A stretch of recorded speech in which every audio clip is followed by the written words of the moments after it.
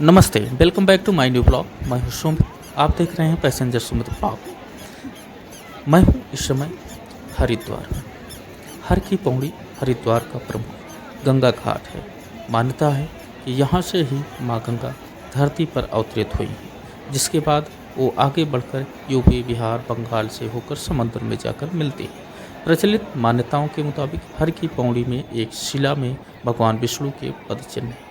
तो फिलहाल आज का यह ब्लॉग है पूरी तरह से जो है केदारनाथ के यात्रा ट्रैक पर आधारित है और हमारे साथ वीडियो में अंत तक बने रहें। आप तक हम पूरी जानकारी केदारनाथ यात्रा की साझा करते हैं। और अभी तक आपने हमारे इस चैनल को पैसेंजर सुमित ब्लॉग को सब्सक्राइब नहीं किया है तो प्लीज़ चैनल को सब्सक्राइब करें और अपने ग्रुप में इसे शेयर ज़रूर करें।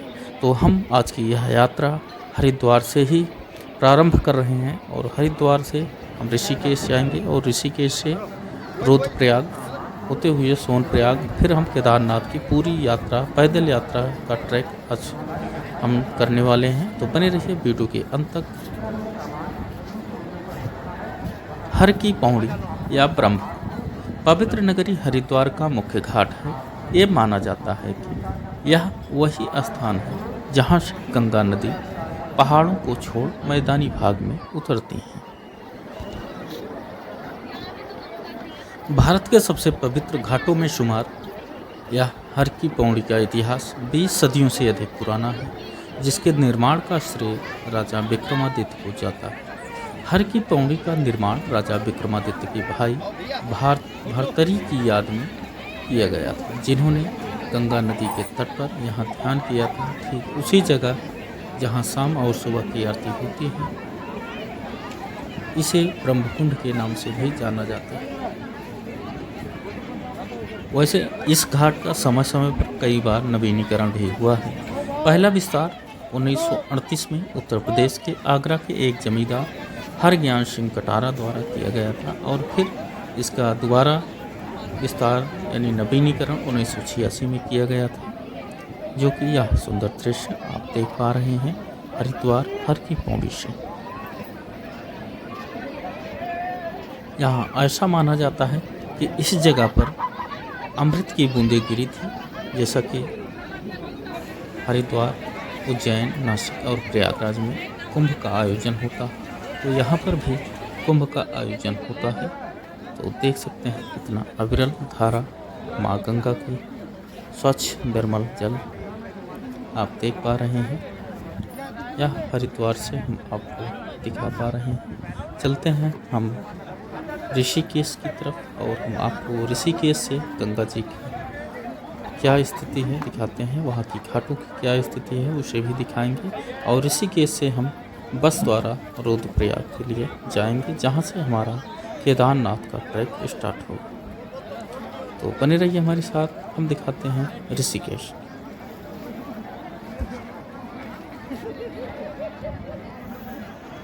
हम आ चुके हैं ऋषिकेश में और जैसा अभी आपने हरिद्वार का गंगा जल एकदम निर्मल स्वच्छ देखा, उससे कहीं बेहतर आपको ऋषिकेश में देखने को मिल जाएंगे। और कुछ इस तरह से नीला जल आपको दिखाई दे रहा होगा। फिलहाल इस समय हम हैं परमार्थ निकेतन आश्रम व घाट के ठीक सामने और यहाँ का अट्रैक्शन देख सकते हैं, जो कि हम आपको दिखाने चल रहे हैं। ये हमारे ठीक सामने आप देख पा रहे होंगे, यह है राम झूला, जो कि उत्तराखंड राज्य में ऋषिकेश से 3 किलोमीटर पूर्वोत्तर में गंगा नदी पर बना एक लोहे का पुल है। यह टिहरी गढ़वाल जिले में मुनिकी रेती के शिवानंद नगर क्षेत्र को पौड़ी गढ़वाल जिले में स्वर्ग आश्रम से जोड़ता है। यह सन 1986 में बना था और ऋषिकेश के सर्वाधिक पहचाने जाने वाले यानी अट्रैक्शन का केंद्र, आकर्षण का जो केंद्र है, यह राम झूला है। और राम झूले की ही बनावट के आगे चलकर लगभग 1.5-2 किलोमीटर की दूरी पर एक लक्ष्मण झूला है। यह भी राम झूले जैसा है, लेकिन 230 मीटर यानी 750 फीट लंबा यह राम झूला इन दोनों में सबसे बड़ा झूला है। फिलहाल यहाँ देख सकते हैं आप, यहाँ बोटिंग कर सकते हैं और इसके थोड़ा आगे यहाँ पर जो है राफ्टिंग भी कराई जाती है, जो कि उसको बुक करना पड़ता है। तो यहाँ आप राफ्टिंग कर सकते हैं, बोटिंग कर सकते हैं। और यह काफ़ी खूबसूरत ऋषिकेश। आप यहाँ परमार्थ निकेतन, गीता भवन और इसके ठीक पीछे आपको इसी क्षेत्र में, गीता भवन क्षेत्र में ही है, भूतनाथ मंदिर, जो कि काफ़ी प्राचीन मंदिर है। आप वहाँ भी जाकर दर्शन कर सकते हैं। तो चलिए हम आपको भूतनाथ के भी दर्शन कराएंगे ज़रूर। फिलहाल अभी हम आपको दिखा रहे हैं, यह है राम झूला। और इस राम झूले पर काफ़ी फिल्में भी फिल्माई गई हैं। फिलहाल इसका दृश्य देख सकते हैं। इस पे 2 पहिया वाहन का आवागमन है, और पैदल तो देख ही सकते हैं, पैदल भी लोगों का आना जाना है। और यह इसका जो है लगभग 3 साढ़े 3 फीट ही चौड़ाई होगी। इस कारण इस पे 4 पहिया नहीं आ सकते हैं। और कुछ इस तरह से इसका दृश्य है। तो अभी तक आपने हमारे चैनल को सब्सक्राइब नहीं किया है तो प्लीज़ सब्सक्राइब करें। हम आपको दिखा रहे हैं, यह है भूतनाथ मंदिर, जो कैलासानंद आश्रम के तहत आता है। और यह गीता भवन के ठीक पीछे से यह रास्ता निकलता है, जहाँ से आपको आ, नीलकंठ के लिए जाते हैं। और वहीं से आप सीधे जाएंगे तो आपको भूतनाथ मंदिर मिलेगा। और यहाँ से नीलकंठ की दूरी लगभग 7-8 किलोमीटर, जो कि पैदल ट्रैक है। तो देख सकते हैं यह प्राचीन भूतनाथ मंदिर, कई मंजिला यह मंदिर है। आप यहाँ भी दर्शन कर सकते हैं। कुछ ऐसा दृश्य है। हालांकि हमने पिछली बार कई बार आए थे तो ऐसा कुछ यहाँ का दृश्य नहीं था, लेकिन अब यह भी लोगों के लिए जो है अट्रैक्शन का केंद्र बना हुआ है। यहाँ भी लोग अब आने लगे हैं। कुछ ऐसा दृश्य है।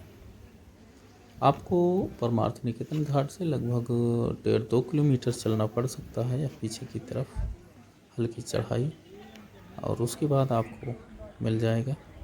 फिलहाल कुछ ऐसा दृश्य है परमार्थ निकेतन घाट पर। तो हमारे वीडियो में लास्ट तक बने रहें। और अभी तक आपने हमारे इस चैनल को सब्सक्राइब नहीं किया तो प्लीज़ चैनल को सब्सक्राइब करें। और आप देख पा रहे हैं परमार्थ निकेतन घाट की यह गंगा आरती, जो कि शाम की आरती है। और आपको इतना सुंदर दृश्य दिखाई दे रहा होगा। लगभग 5 बजने को हैं। और कुछ ऐसा दृश्य है परमार्थ निकेतन घाट का।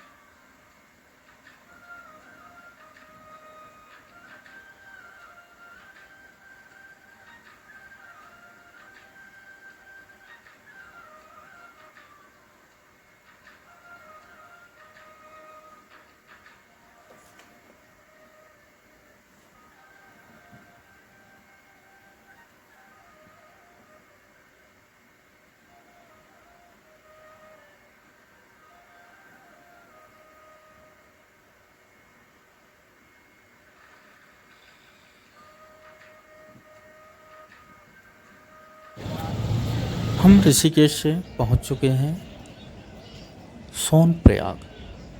यह हमारे ठीक सामने देख पा रहे हैं, यह बस अड्डा है सोनप्रयाग का।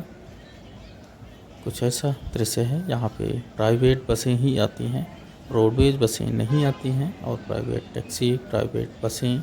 तो यह हम बस अड्डे पर हैं। कुछ ऐसा दृश्य है। और यहाँ के बाद आपको केवल पैदल ही ट्रेक करना है। तो यहाँ से चलेंगे हम गौरीकुंड के लिए, और गौरीकुंड से हमारा केदारनाथ का ट्रैक स्टार्ट होगा। फिलहाल हम इस समय हैं सोनप्रयाग में। कुछ ऐसा दृश्य है। और यहाँ सोनप्रयाग में से आपने अभी तक केदारनाथ के लिए रजिस्ट्रेशन नहीं कराया है तो यहाँ पे आप केदारनाथ जाने के लिए ऑनलाइन रजिस्ट्रेशन करा सकते हैं। यह जो आप इतनी लंबी कतारें देख रहे हैं, यह रजिस्ट्रेशन के लिए ही हैं। तो आप पहले से रजिस्ट्रेशन नहीं कराए हैं तो यहाँ से आप यात्रा रजिस्ट्रेशन ज़रूर कराएं। बिना रजिस्ट्रेशन के आप दर्शन नहीं कर पाएंगे। तो कुछ ऐसा है सोनप्रयाग मार्केट का दृश्य।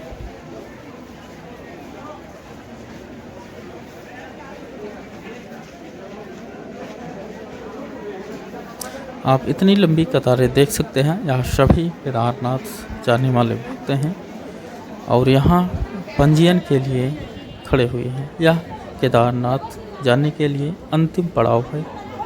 और जैसा कि आप देख पा रहे हैं, इसके आगे आपको पैदल ही ट्रैक करना पड़ेगा। और यह आपको रुकने के लिए भी यहाँ उत्तम व्यवस्थाएं हैं।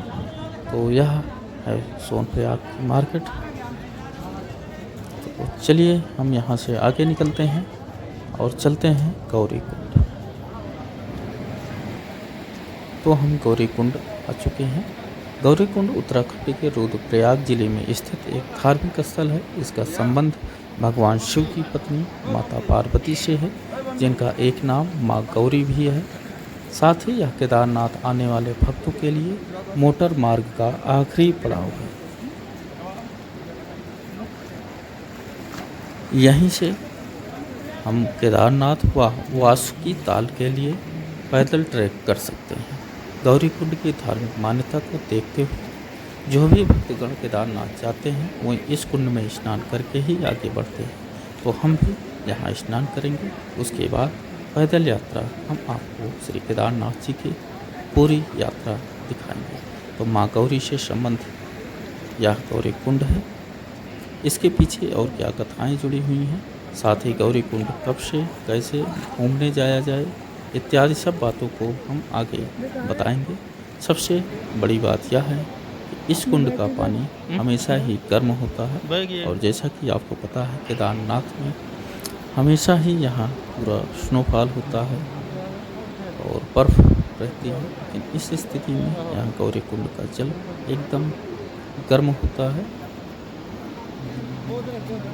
कुछ ऐसा दृश्य है। यहाँ सभी लोग यहाँ से दर्शन कर स्नान करके केदारनाथ जी के दर्शन के लिए आगे निकलेंगे। जैसे ही आप ऊपर चढ़ते हैं यहाँ से स्नान करने के बाद, तो आपको पैदल ट्रैक मिल जाता है केदारनाथ जाने के लिए।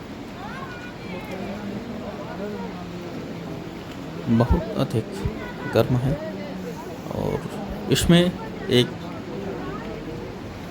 तरफ जो है देख सकते हैं महिलाओं के लिए है और एक तरफ पुरुषों के लिए स्नान के लिए बनाया गया है।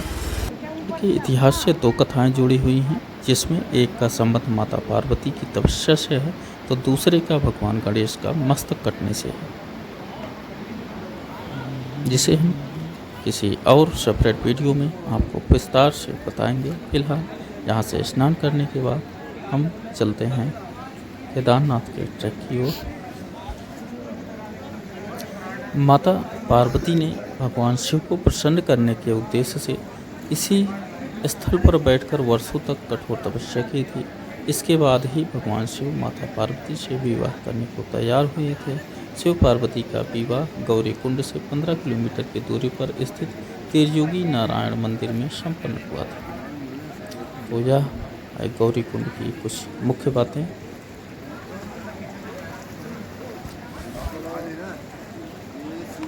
उत्तराखंड के रुद्रप्रयाग जिले में सोनप्रयाग के पास स्थित है।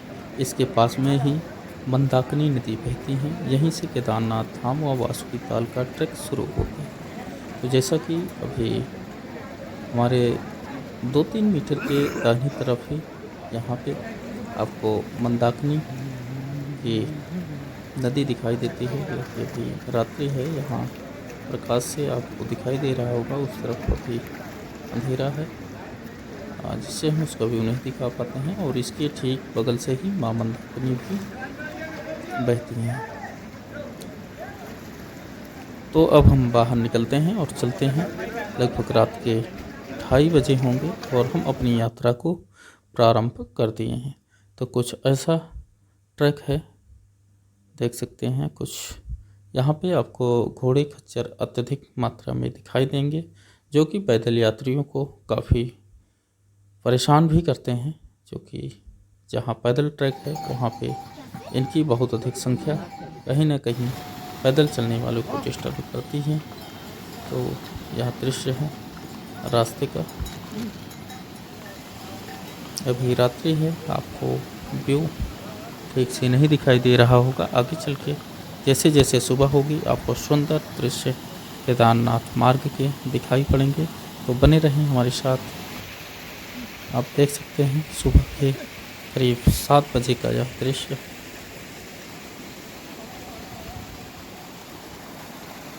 फिलहाल अभी हम जहाँ पर हैं यह समुद्र तट से इसकी ऊंचाई 6000 फीट के आसपास है। तो हम काफ़ी ऊंचे क्षेत्र पर हैं। कुछ रास्ते का दृश्य अभी जस्ट शुरू ही हुआ है। आगे चल के बहुत सुंदर दृश्य आपको देखने को मिलते हैं।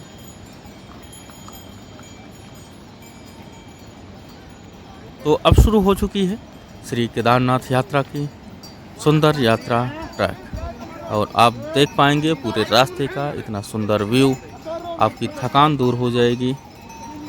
है तो यह काफ़ी लंबी चढ़ाई, लेकिन आपको रास्ते के व्यू ऐसे मिलेंगे जिस पर आपको अपनी थकान पर भी ध्यान नहीं जाएगा। हम आपकी जानकारी के लिए बता दें कि केदारनाथ उत्तराखंड के रुद्रप्रयाग डिस्ट्रिक्ट में है। और केदारनाथ आने के लिए आपको पहले हरिद्वार, ऋषिकेश या फिर देहरादून पहुंच सकते हैं। इन शहरों से बस, टैक्सी की मदद से आप यात्रा ट्रैक तक आ सकते हैं, यानी मंदिर तक पहुंच सकते हैं। हरिद्वार, ऋषिकेश और देहरादून तक पहुंचने के लिए देश भर से आवागमन के कई साधन आसानी से मिल जाते हैं। जैसा कि हमने अभी बताया आपको कि हरिद्वार, ऋषिकेश, देहरादून तक ही आप ट्रेन के माध्यम से आ सकते हैं।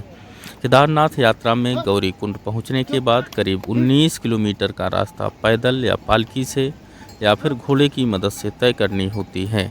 आपको यह जो हम 19 किलोमीटर बता रहे हैं, आपको जो माइलस्टोन लगे हुए हैं उसको देख कर जाएंगे तो आपको 16-17 किलोमीटर ही पड़ेगा। लेकिन यह पुराने जो है माइलस्टोन लगे हुए हैं, जो कि यह पुराना रास्ता आगे चल के जो कि 2013 में आई हुई आपदा से अब दूसरी तरफ से डाइवर्ट कर दी गई है। तो यह लगभग 2 किलोमीटर का यात्रा सफ़र और ज़्यादा हो गया है। और आप माइलस्टोन देख के चलेंगे तो मान के चलिए आपको 16-17 किलोमीटर की यात्रा तय करनी होती है। लेकिन यहाँ हकीकत में जो यात्रा है वह 19 किलोमीटर पड़ जाती है, जैसा कि हमने देखा। तो यह जो अभी माइलस्टोन लगे हुए हैं वही पुराने हैं। और उस तरफ से यह लगभग 2 किलोमीटर की यात्रा कम करनी पड़ती थी, यानी 2013 में आई हुई आपदा के पहले से। तो यह आप सुंदर दृश्य देख पा रहे हैं केदारनाथ यात्रा ट्रैक पर। इसे अधिकतर लोगों को यह जानकारी होगी कि 2013 में आई भयंकर प्राकृतिक आपदा ने सब कुछ नष्ट करके रख दिया था। उस आपदा में केदारनाथ मंदिर के मार्ग व उसके आसपास के स्थलों को नष्ट कर दिया था। इसमें गौरीकुंड भी एक स्थान था। पहले जो सरोवर यहाँ हुआ करता था, अब उसकी जगह केवल एक पतली गर्म पानी की धार यहाँ होती है। इसके साथ ही सरकार के द्वारा एक पाइप की सहायता से गौरीकुंड का गर्म पानी उपलब्ध करवाया जाता है। यहाँ पर माता पार्वती को समर्पित गौरी मंदिर स्थित है, जैसा कि हमने अभी आपको दिखाया। केदारनाथ जाने वाले भक्त पहले यहीं पर गौरी माता मंदिर में जाकर माता पार्वती से आशीर्वाद प्राप्त करते हैं। तत्पश्चात यह केदारनाथ की सुंदर यात्रा को आगे बढ़ते हैं।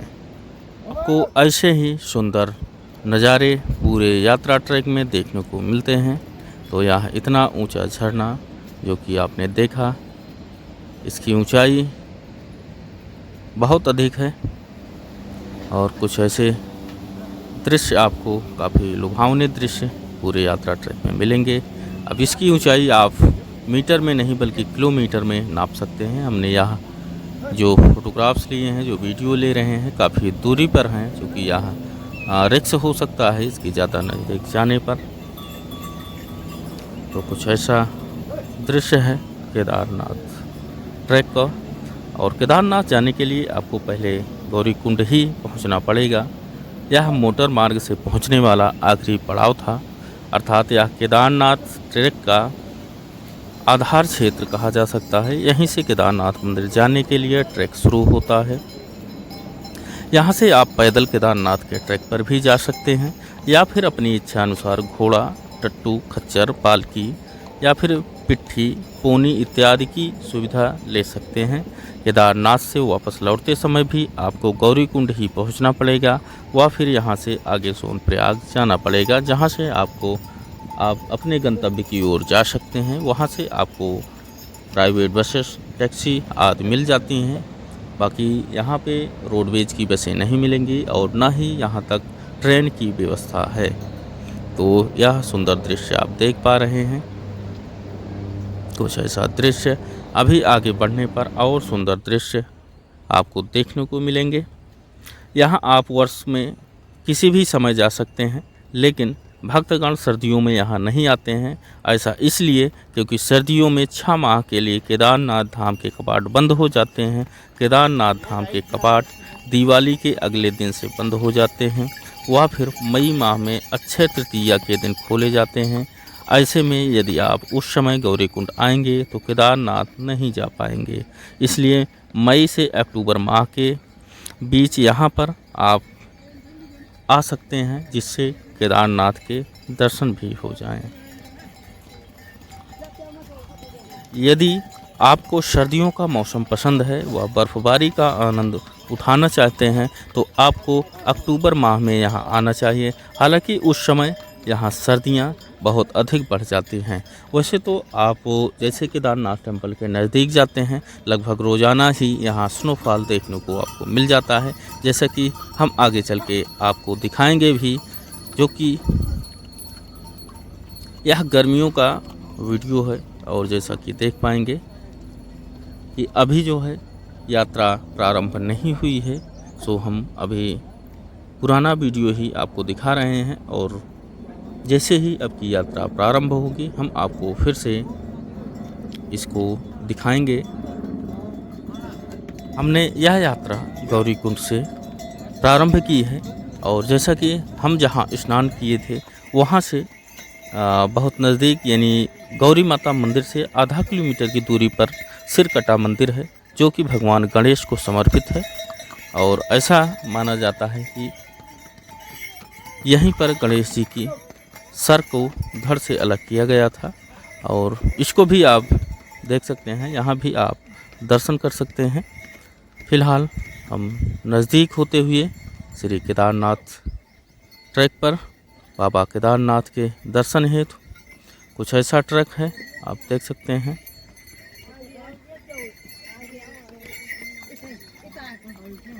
बाकी आप यहाँ पहुँचकर इसके आनंद का लाभ ले सकते हैं। उत्तराखंड के 4 धाम में शामिल है यह 5वां ज्योतिर्लिंग, जहां हम आपको लिए चल रहे हैं बाबा केदारनाथ के दर्शन हेतु। नर नारायण और पांडवों से जुड़ा है यह केदारनाथ का इतिहास। आदिगुरु शंकराचार्य ने कराया था मंदिर का जीर्णोद्धार। तो देख सकते हैं कुछ ऐसा रास्ते का व्यू, और इस तरह से आप डोली से भी जा सकते हैं।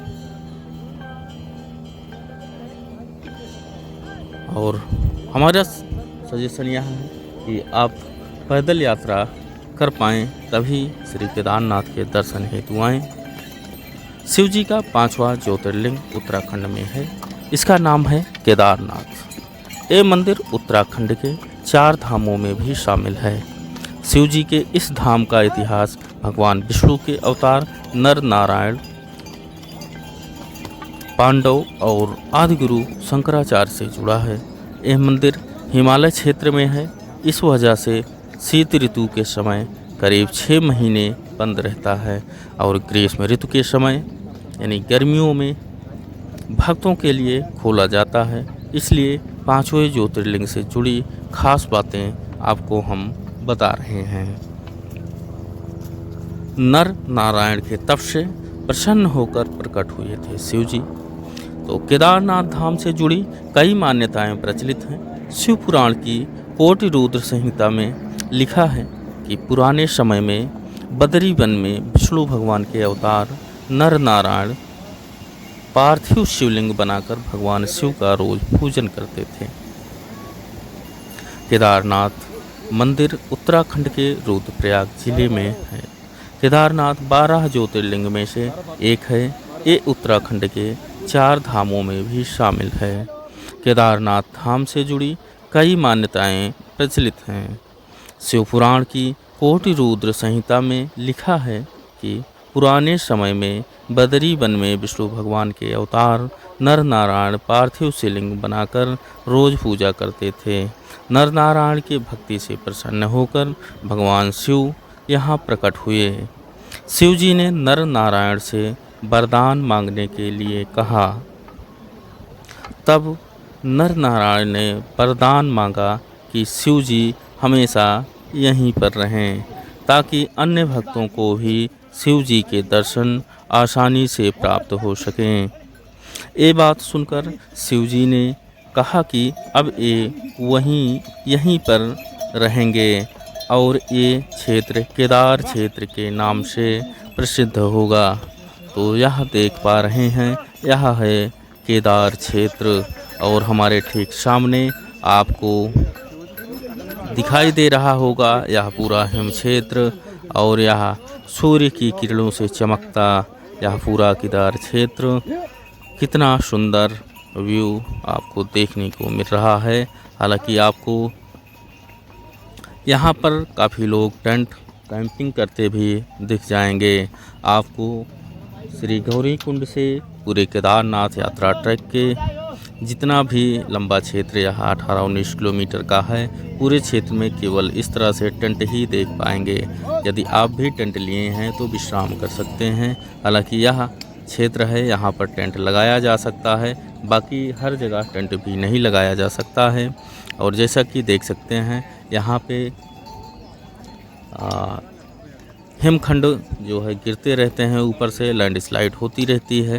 तो अच्छा सा ऐसा मैदानी क्षेत्र देखकर ही अपने कैंप को लगाएं और हो सके तो आप सुबह 2-3 से 4 बजे तक यहाँ ट्रैक स्टार्ट करें और शाम होते होते आप यहाँ पहुँच जाएंगे। 3-4 बजे तक आपको श्री केदार जी की जो है दर्शन हो जाएंगे। उसके बाद आप पुनः वापसी कर सकते हैं।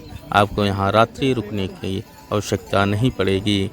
यदि आपको देर हो जाता है तो यहाँ आप मंदिर क्षेत्र में आपको कैंप भी मिल जाएंगे, टेंट भी मिल जाएंगे, जिसका 500, 700, 800 रुपये करके ऐसे पर नाइट के हिसाब से आपको पे करना पड़ेगा।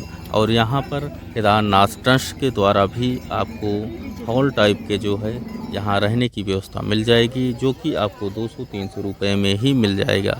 तो आप यहाँ रात्रि विश्राम भी कर सकते हैं। लेकिन याद रहे यह पूरे 19 किलोमीटर की यात्रा ट्रैक पर आप केवल मंदिर क्षेत्र में ही, यानी आप मंदिर क्षेत्र से लगभग 150 मीटर की दूरी पर ही ऐसा करें।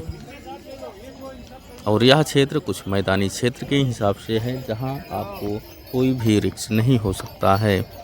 तो कुछ इस तरह से हम अपनी यात्रा प्रारंभ कर रहे हैं और हम लगभग पहुंचने वाले हैं। यहाँ से 4-5 किलोमीटर की यात्राएं अभी और शेष रह गई हैं। आपको ऐसे ही कुछ दुकानें मिल जाएंगी जहाँ पर आपको चाय, बिस्किट या कुछ और भी मिल सकता है, यानी बहुत कम जगह पर आपको ऐसे मिलेगा और इन्हीं झोपड़ियों में आपको चाय, बिस्किट, नमकीन या और फास्ट फूड जैसे समोसा, पकौड़ी भी मिल सकती है और केवल आप जलपान कर सकते हैं। कहने का यह उद्देश्य है। आपको यहाँ होटल, रेस्टोरेंट नहीं मिल पाएगा क्योंकि यहाँ ऐसी सिचुएशंस नहीं है और ऐसे में यहाँ पे परमानेंट कोई दुकानें भी नहीं हैं और दुकानें हो भी नहीं सकती हैं परमानेंट, क्योंकि यहाँ पे लैंडस्लाइड होता है।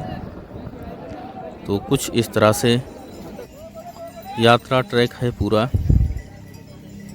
आपको पूरे रास्ते में यहाँ घोड़े, खच्चर जो है काफ़ी प्रॉब्लम पैदा कर सकते हैं, आप इनसे बचकर चलें। तो कुछ ऐसा दृश्य है और आगे चलकर यह दृश्य और भी सुहावना और भी अच्छा लगेगा। अब जैसे जैसे आप श्री केदार जी के मंदिर के नज़दीक पहुँचेंगे आपको और अच्छा महसूस होगा।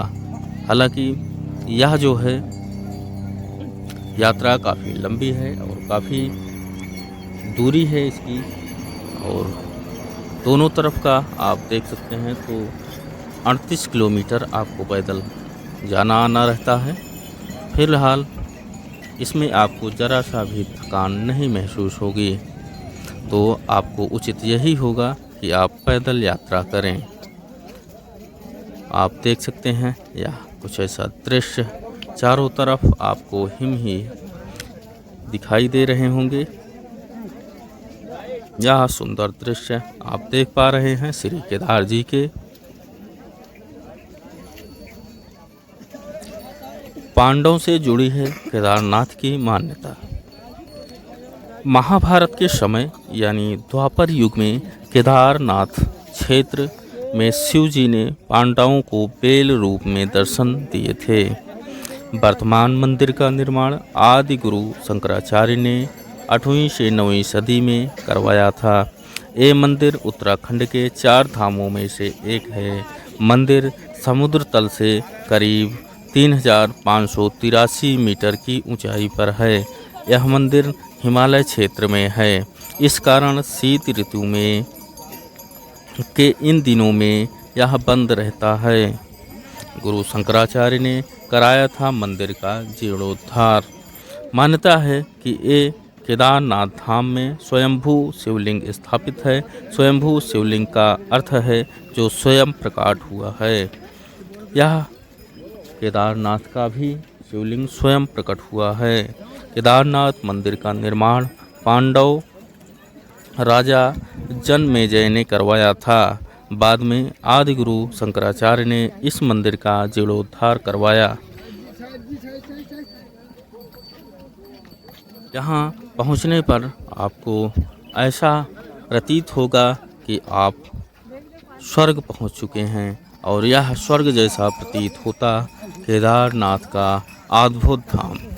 और आप यहाँ का प्राकृतिक दृश्य देख सकते हैं और यह जो हम जिस रास्ते से आगे बढ़ रहे हैं यह हिमखंडों के बीच से रास्ता बनाया गया है और यह एक हिसाब से देखा जाए तो काफ़ी रिस्क है। हालांकि ऊपर से लेकर नीचे तक यह पूरी बर्फ़ यहाँ पर पड़ी हुई है और डर इसी बात का है कि यह स्लाइड कर गई तब यह रिस्क हो सकता है। हालांकि यहाँ पे SDRF के जवान लगे हुए हैं और वह किसी भी यात्री को यहाँ रुकने नहीं देते हैं। फिलहाल यह हम बर्फ़ के रास्ते से चल रहे हैं। यह आपको जो थोड़ा बहुत मिट्टी दिखाई दे रही है या आने जाने वाले भक्तों के पैरों से, जूतों से लगी हुई मिट्टियाँ हैं, अन्यथा यह पूरा बर्फ़ ही है। यहाँ मिट्टी नाम मात्र का है। और जैसा कि आप देख सकते हैं यह सुंदर दृश्य, हम श्री केदारनाथ यात्रा ट्रैक पर हैं और यह मंदिर के लगभग 1 से 1.5 किलोमीटर की दूरी पर है। तो अब हमारी यात्रा यह समाप्त होने वाली है और हम अपने गंतव्य की ओर पहुंच रहे हैं। ऐसा यह आप देख सकते हैं, चूँकि हमें यह मंदिर का शिखर भी दिखाई देने लगा है यहाँ से और जल्द ही हम श्री केदार जी के दरबार में पहुँचने वाले हैं। हमें यहाँ पर मंदिर से जुड़ी कुछ अन्य खास बातें भी जान लेनी अति आवश्यक है। केदारनाथ मंदिर एक ऊंचे चबूतरे पर बना हुआ है। मंदिर के मुख्य भाग यानी मंडप और गर्भगृह के चारों ओर परिक्रमा मार्ग बना हुआ है। आप देख पा रहे हैं, आपको इस तरह से टोकरी में भी लोग यहाँ पर ले जाते हैं, जैसा कि आप हमारे ठीक सामने देख पा रहे हैं।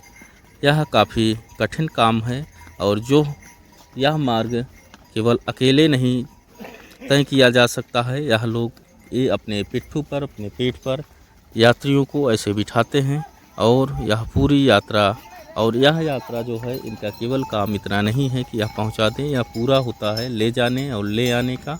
और इसका जो पे करना पड़ता है, हमने यहाँ जानकारी ली तो 170 रुपये पर केजी के हिसाब से इनका जो है यह किराया होता है।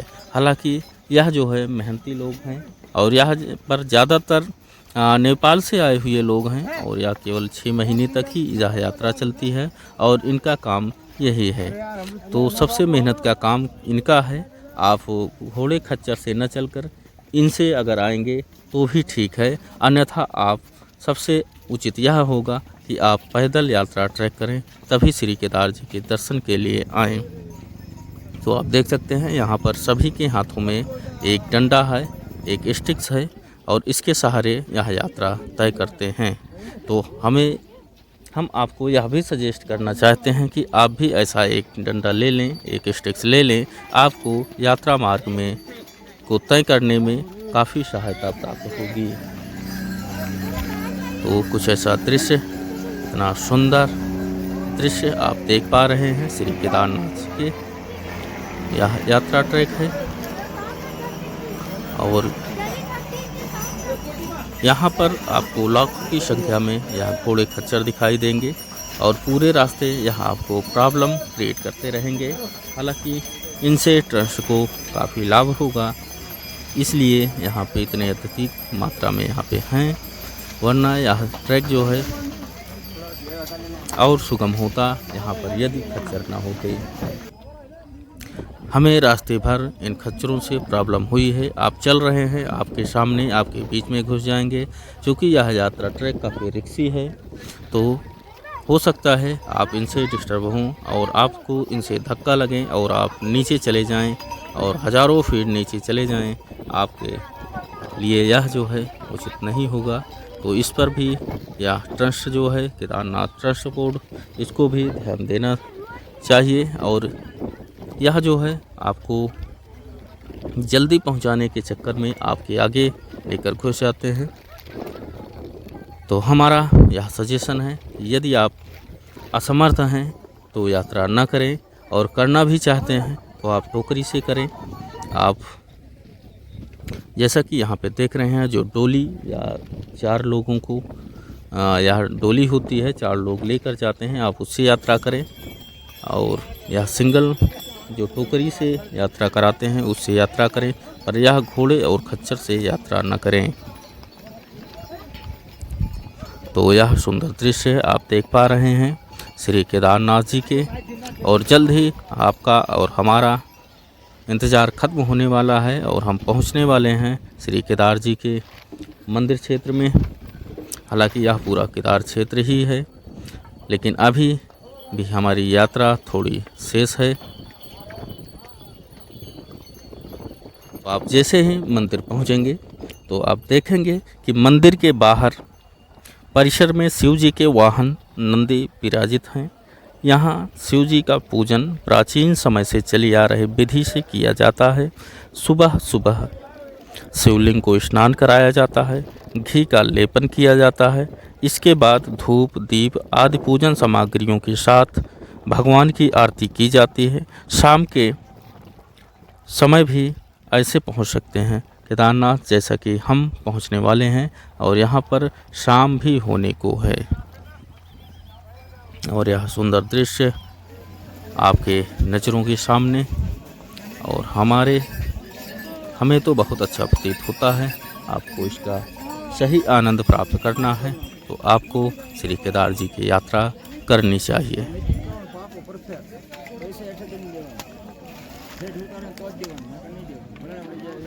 जब भी आप केदारनाथ आएँ, आप अपना ऑनलाइन रजिस्ट्रेशन करा के ही आएँ। और ना भी कराए रहें तो आपके पास आधार कार्ड होना ज़रूरी है। और यहाँ पर भी रजिस्ट्रेशन की सुविधा रहती है। हालांकि आपको स्लॉट बुक होता है, आपको किस दिन यहाँ का यात्रा करना है। यह अभी तक तो तुरंत रजिस्ट्रेशन हो जाता था, लेकिन 2023 के यात्रा से यह पूरी तरह से ऑनलाइन हो गई है।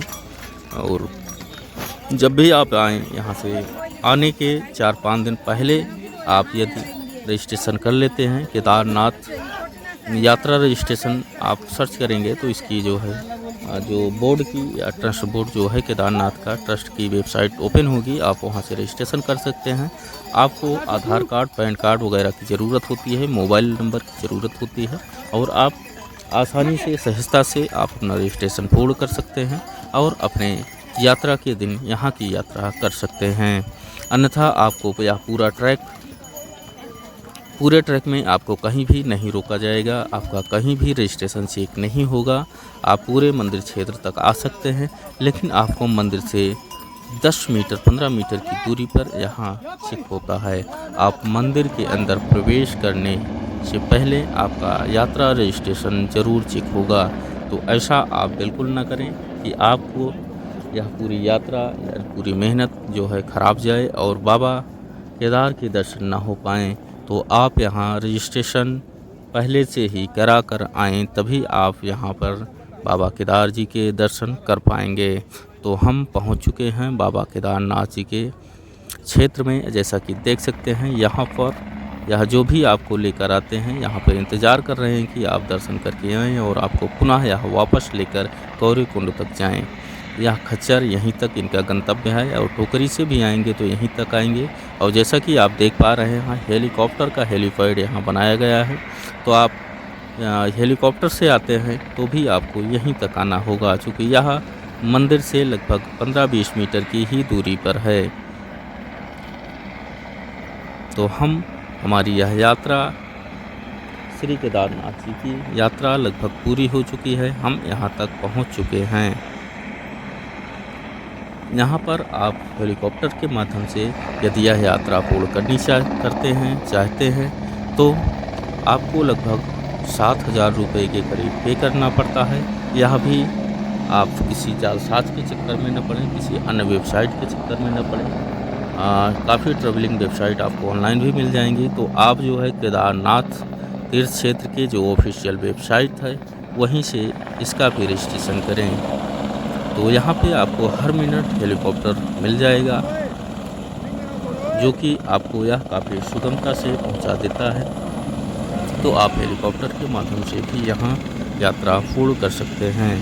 हालांकि आपको जो आनंद पैदल यात्रा में मिलेगा, आपको ना तो खच्चर से मिलेगा, ना तो डोली से मिलेगा, और ना ही आपको इस हेलीकॉप्टर की यात्रा में मिलेगा।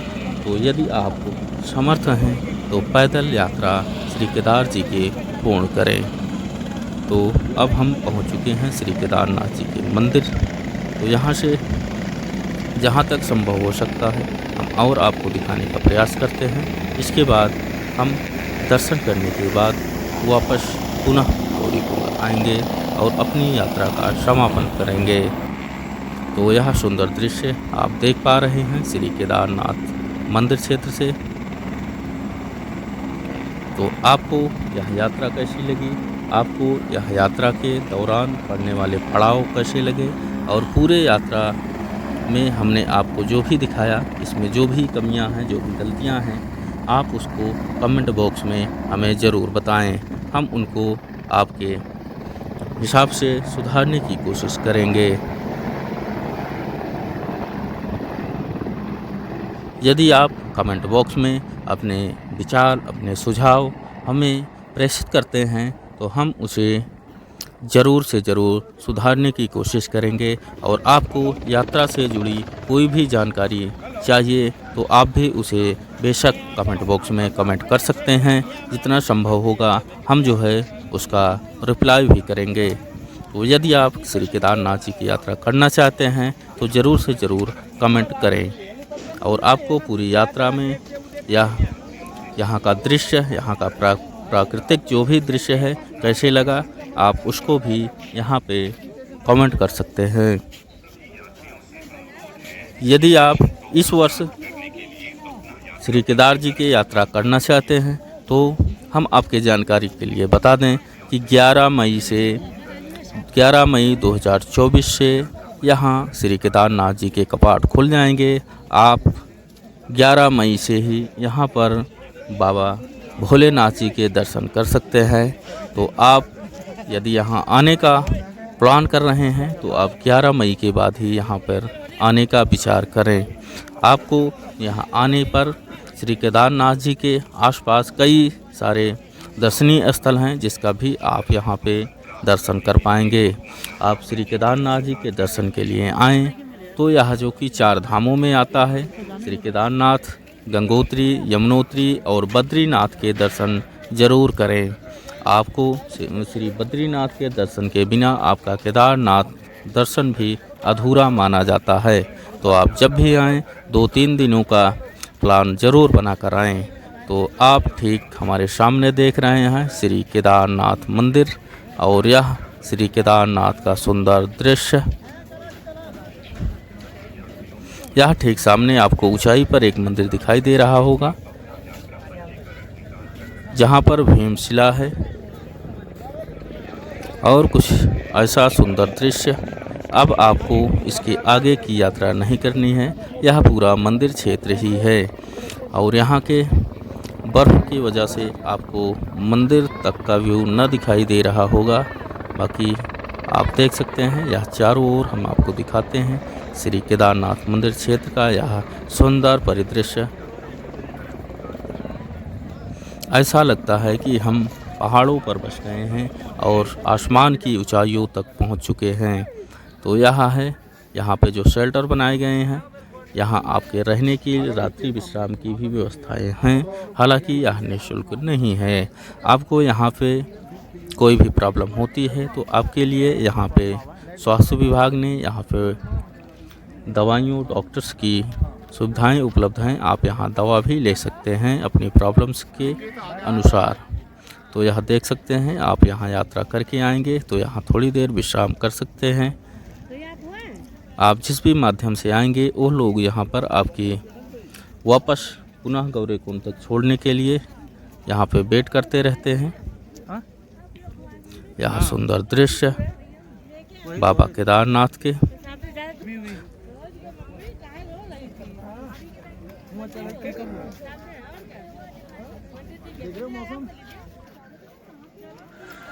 रहे हो बर्फ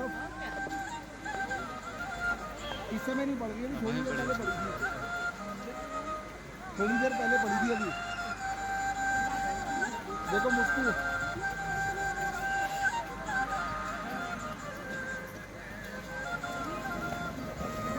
लाइन में लगे। आप लाइन में लगे? लाइन ज़्यादा नहीं थी जब गए थे। हर हर महादेव।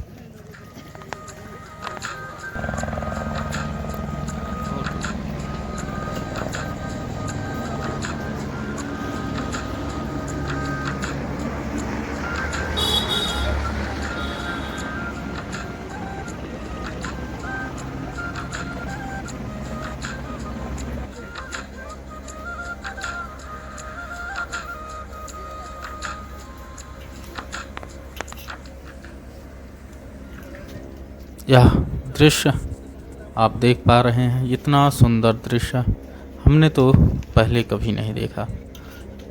यह देख सकते हैं, इतने सुंदर एनवायरनमेंट में यहाँ लोग पॉलीथीन जला रहे हैं और पहाड़ों को भी असुरक्षित कर रहे हैं, जैसा कि आप यहाँ देख पा रहे हैं। तो आप जब भी श्री केदारनाथ जी की यात्रा में आएँ, अपने साथ प्लास्टिक वेस्ट न लाएं और प्लास्टिक की थैली, पॉलीथीन्स ना लाएं यहाँ पे। और जैसा आप यहाँ देख पा रहे हैं, कुछ ऐसा सुंदर दृश्य के बीच यहाँ धुआं, यह जो है कहीं न कहीं हमारे प्राकृतिक पर्यावरण को नुकसानदेह साबित हो सकता है। तो आप अपने साथ इसको बिल्कुल भी न लाएं।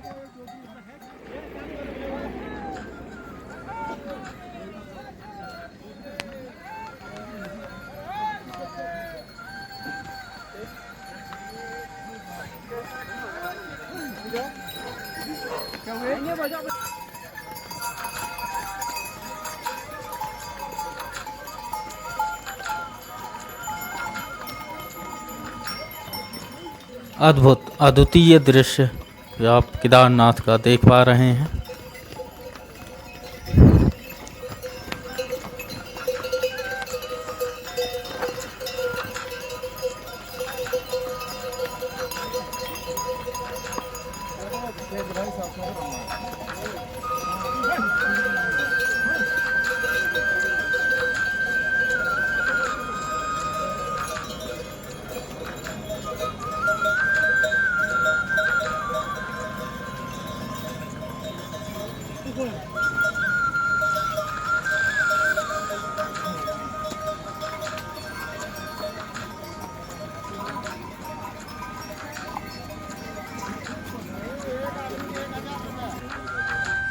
हम जब भी यहाँ पहुँचते हैं हमें 2013 की उस आपदा का जेहन में जो है याद आता है, और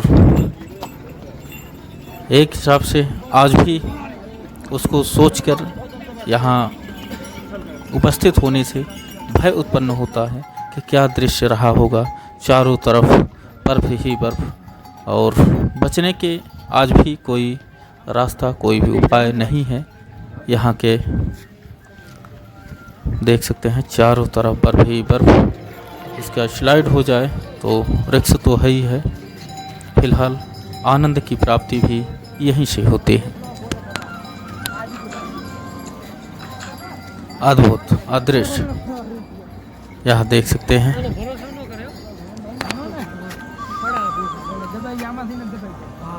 SDRF के जवान कुछ ऐसा जो है रास्ते का बंदोबस्त करते हुए, आपको यहाँ रुकने बिल्कुल भी नहीं दिया जाता है।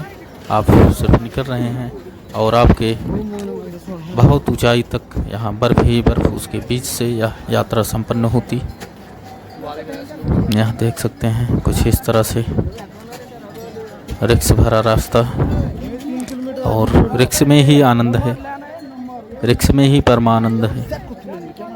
तो कुछ ऐसा यहाँ बर्फ का पहाड़ और इसके बीच से होते हुए हमारी केदारनाथ की यात्रा।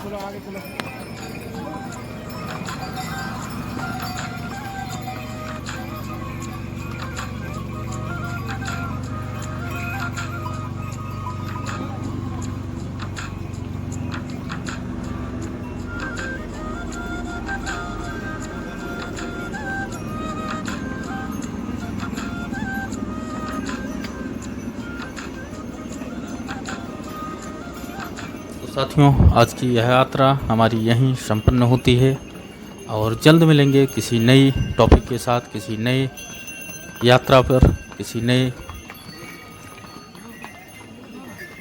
डेस्टिनेशन पर। अभी तक आपने हमारे इस चैनल को सब्सक्राइब नहीं किया है तो प्लीज़ चैनल को सब्सक्राइब करें, और अपने राय हमें इस वीडियो के कमेंट में ज़रूर प्रेषित करें। हर हर